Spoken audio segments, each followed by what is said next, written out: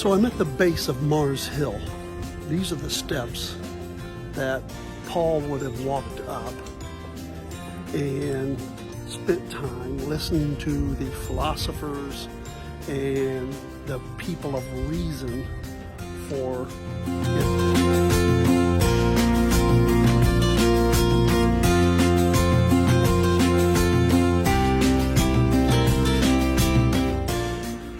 So right now I'm at the top of Mars Hill. As you can see, it's just a rocky place that the philosophers would come. People who followed the teachings of Socrates, who was the father of philosophy as we know it today. They would come and they would, as the scripture says in Acts, they would reason together. They would talk about modern trends, ideas, thoughts, all of those things. Now you gotta imagine Paul coming here, standing on this place and seeing the city of Athens, which was named after the goddess Athena because she was a woman of wisdom or a goddess of wisdom. And then you look right up here and you have the Acropolis, which is a part of the temple and worship and all that involved that.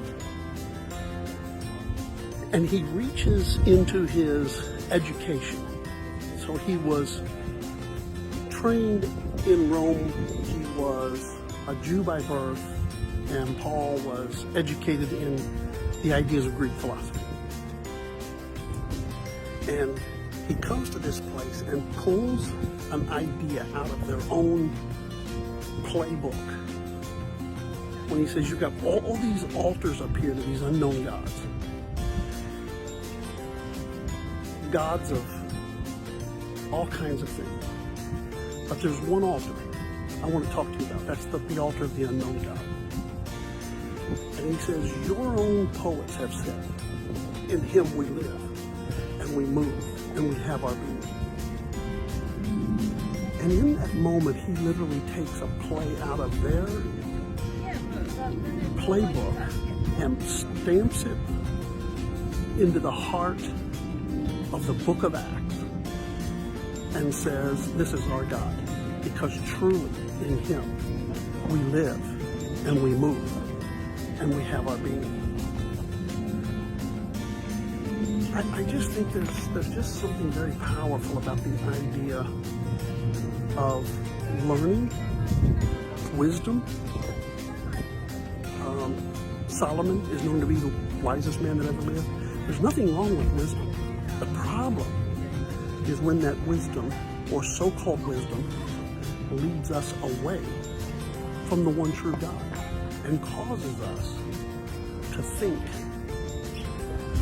that there is some other power. And I think this is probably the crisis of America right now, is that our wisdom is relying in man, it's relying in science, it's relying on the ideologies of popular opinion, pop culture. It's just crazy where we get some of our ideas in America. But I encourage you to come back to the words of Paul that said, in the midst of all these altars that you've built to all kinds of gods, there is a God that you may not know about, but he is the source of all life.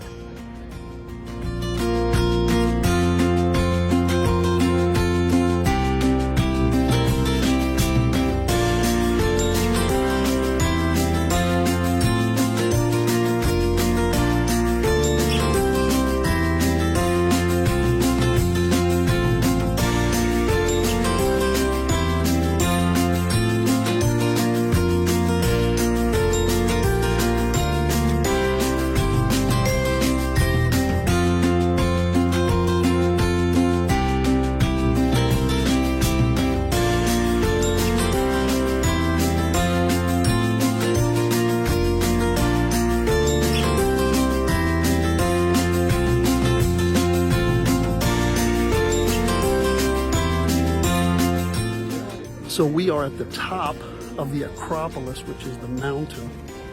And these are the actual temples that we're here. Now, if you just remember, I just was on Mars Hill, and Paul was pointing to all of these gods. If you go right over here, you've got the Parthenon, and the Parthenon is another temple on top of the mountain. And so what you've got is you've got all of these idol gods and temples that were being, there's another one back there. You've got all these temples that were being erected to these gods. And this was in a very interesting season where Greece had taken over, if you remember some Bible history.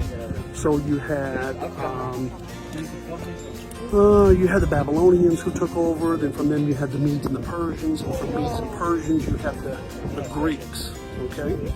So the Greeks took over and they ruled during the 400 years of silence between the Old and New Testament. And I say ruled, in other words, they were the influencer of culture during that time. And what ends up happening is the New Testament gets written in Greek. The current philosophy of thought gets influenced by the Greek. And all of this is a part of that. Just a part of the idol worship and honoring various gods and ideas of thought. And I just thought the thing that stands out to me is that how fast God can literally come into a society. Paul comes here and starts to spread the gospel. And within the matter of just a little bit of time, the gospel is like blown up because he is not afraid to confront the culture and say the hard things.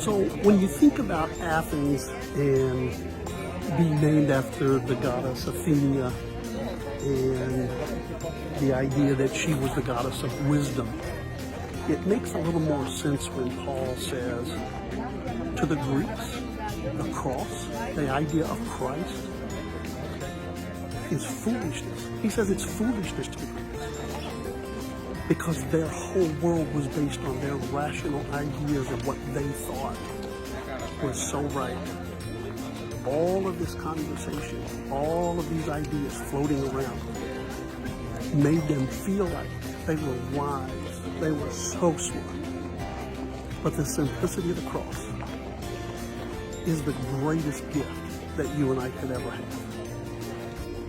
It's foolish to the Greeks, but to us, it's the power of God unto salvation.